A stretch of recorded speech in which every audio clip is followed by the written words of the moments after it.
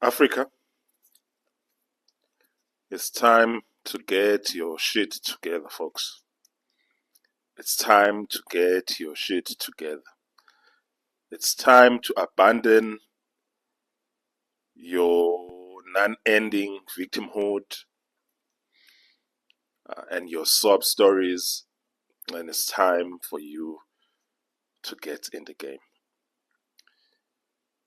Africa has perpetually been underperforming on every metric that matters, every metric that counts.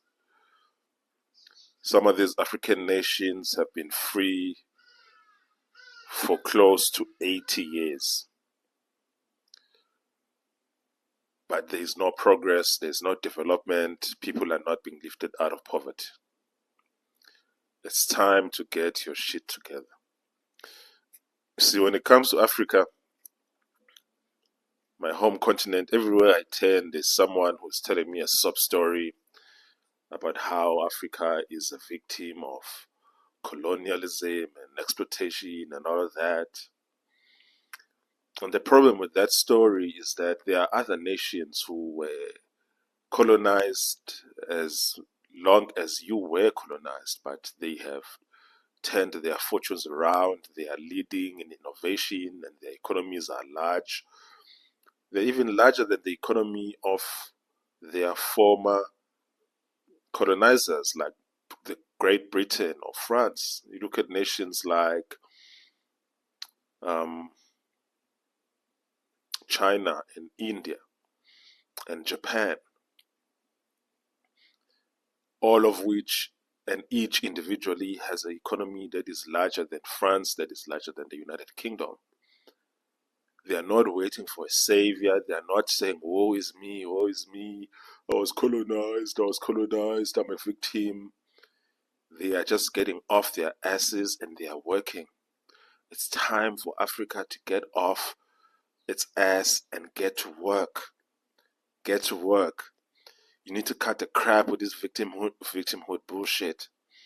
You need to cut the bullshit, folks. You really need to cut the bullshit. And we need to stop now going to the world with this beggar mentality, where we're endlessly begging for money and begging for aid. It needs to stop, folks. It really needs to stop. At what stage will it stop? I look at the African economy right now collectively, it's around $2.7 trillion. That's not even close to being sufficient, looking at the resources that Africa has and the intellectual capacity that Africa has. That's not even close to being enough. The African economy as a whole in 30 years from now should be plus or minus $15 trillion. That is from 2.7 trillion to $15 trillion. That is to say, African economies individually and collectively need to grow in the next 15 to 20 years at 7% rates year on year, every year consistently. In a bad year, it must be 5% growth.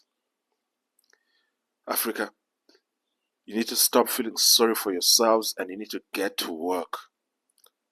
Get to work. If you want something, no one is going to hand it to you. No one is going to give it to you. You need to get to work. I am sick and tired of all of these victimhood narratives you tell yourselves. I'm sick and tired of all these sub stories where people come together in podcasts and they say, oh yeah, we're oppressed. Oh yes, we're oppressed. Yeah, we're oppressed. Oh yeah, the white man is holding us back. I am sick and tired of that crap. Cut it out. Cut it out. Africa has many advantages, one of which is the mineral resources that are only found in Africa. The majority of the mineral resources, mineral wealth in the world is found in Africa. What are you doing to benefit your people and to develop your economies using these?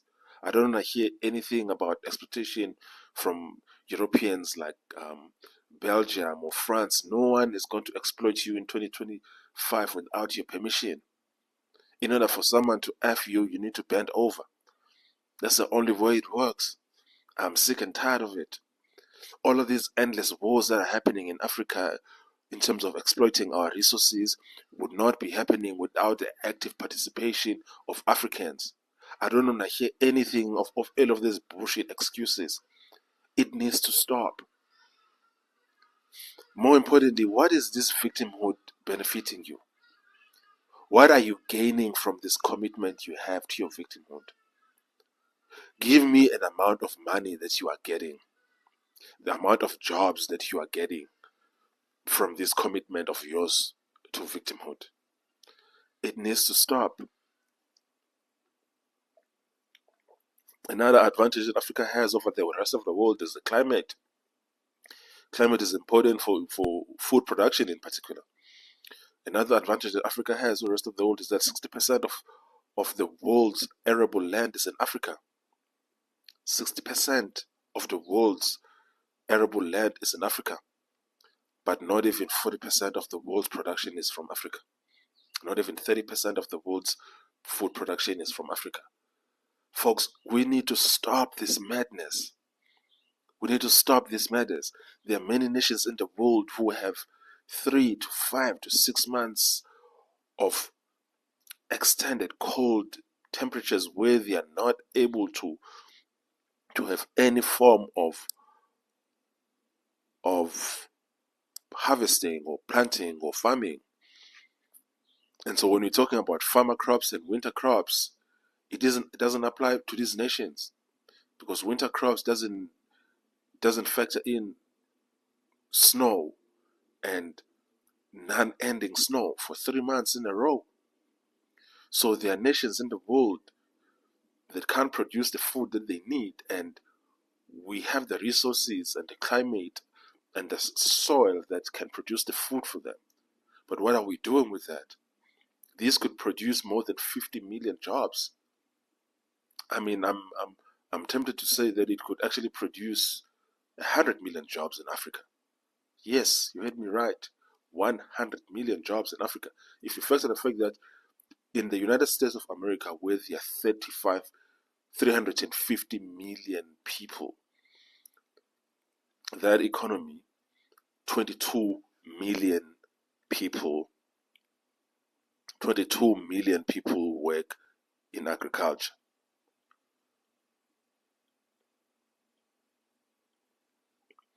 22 million people work in agriculture out of 350 million people. What's the percentage of that? I'm calculating that now.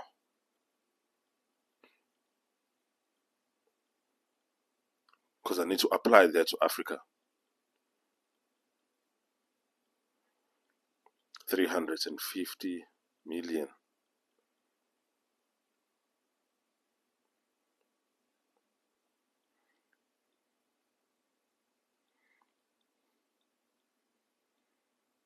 Okay, that is 6% of that population. And Africa has 1 billion people, right? That's 9 zeros. 1, 2, 3. 1, 2, 3. 1, 2, 3 times 6%. That is 1, 2, 3. 1, 2, 3. That is 60 million. 60 million people. 60 million people in South Africa, in Africa, should be employed in agriculture in various ways. 60 million people. And Africa should be producing at least 45 to 50% of the world's agricultural production. If we have 60% of the world's arable land, then we should be producing around 40 to 50% of the world's food production. And I'm not putting in the 60% having to factor in advantages that other people have, and the years of advantages that they have over technological innovation and just years of being excellent in agriculture, what Africa has not been able to do so far. But the point of this exercise for me is to say, you need to cut the crap with this victimhood. This victimhood narrative that you keep telling yourselves, how does it benefit you? How does it save your nations? How does it benefit our continent? And if it doesn't save us, then what is the point? And this notion of us coming together and saying, oh, there's nothing we can do. Oh, there's nothing we can do. I'm sick of it. I'm sick of it. I am sick of it. We have more than what most people have in the world. But we are doing less, even less than less of what other people are doing. What is the wrong? What is the matter with us Africans? I am sick of it. I am sick of it. I don't want to hear anything about white supremacy or racism or colonialism. I don't want to hear anything about any of that crap. Many of you, you've been free for at least 60 to 80 years. What have you done with that freedom? I am sick of it. I am sick of it. The South African economy should be 2 trillion in size. The Nigerian economy should be at least 1.5 trillion in size. The Kenyan economy should be at least 800 billion in size. Egypt should be 2 trillion. Algeria should be 1.5 trillion. Morocco should be 800 billion. Ethiopia should be 300 billion. Angola, 300 billion. Ghana, 300. Uganda, 300 billion. Tunisia, 300 billion. Even smaller economies like Cameroon and Libya, Mauritius, Zimbabwe, Senegal, Sudan, and Guinea, all of which should be at least $200 billion in size. And even further, smaller economies like Zambia and Burkina Faso and Mozambique and Mali should be at least $100 billion. Africa, you need to get your shit together. You need to get your shit together.